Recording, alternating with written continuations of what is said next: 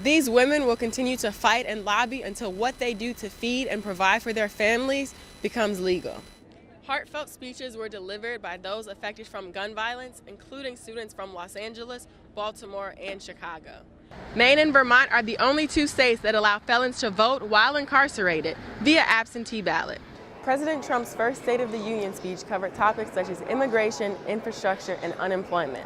Currently in Washington, D.C., there are 5 medicinal marijuana dispensaries. With the renewal of the 3-year leases for both the Connecticut and Rhode Island Avenue dispensaries, the D.C. Health Department is optimistic in their plans of having 1 dispensary in all 8 wards of D.C.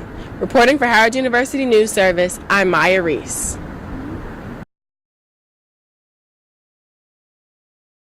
Members of the sex work industry no longer want to remain silent or in handcuffs.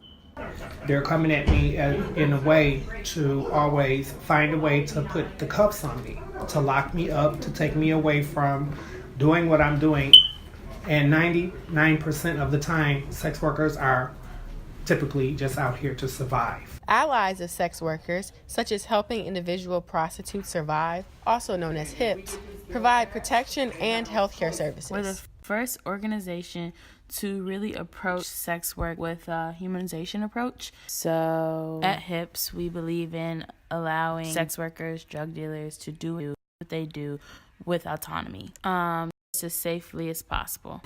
The workers here are exposed to an unbelievable amount of danger, yet they continue to prevail. I had the opportunity to speak with some of them regarding their personal and raw experiences. Well, during my time of escorting, I was robbed. I was raped as well. I was beat with a gun. I have like a gash on the side of my head right here as today. But those are the possibilities that you take when dealing with the type of work that you deal with. They're looking to decriminalize their profession and change the stigma against it. So a lot of people are out here because of the struggles that they face in daily life, far as them not having a way of homelessness, them being abused because they're a different type of breed in their household, their family not accepting them, so which lends out to the streets to accept them. More than anything, they want to be treated as humans. I would like to be looked at as the lady that lives next door. Nothing more, nothing less. Reporting for Howard University News Service, I'm Maya Reese. Ward 2C has recently approved the renewal of 3-year leases of 2 medicinal marijuana dispensaries. The committee saw the economic and health advantages of having a legal dispensary in the community. One resident at the meeting did not agree. There's a lot of African Americans in prison because of drug dealing on the corners and on the streets. So now the government could capitalize off of these dispensaries while we still have people in jail. Representatives from the D.C. Health Department were not surprised by the concerns. The ANC has comments on the lack of or over-concentration of cultivation centers or dispensaries in the area, the location for to ensure that it's not too close to halfway houses, schools, and things of that nature, and the negative or positive impact on crime. A study from the University of California shows no correlation between dispensaries and an increase in violence.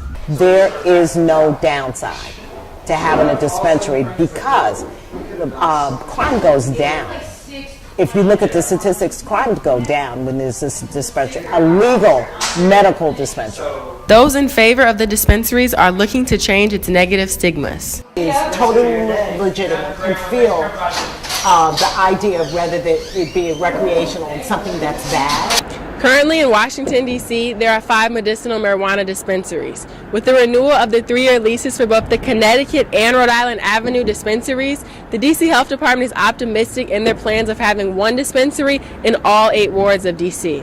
Reporting for Howard University News Service, I'm Maya Reese.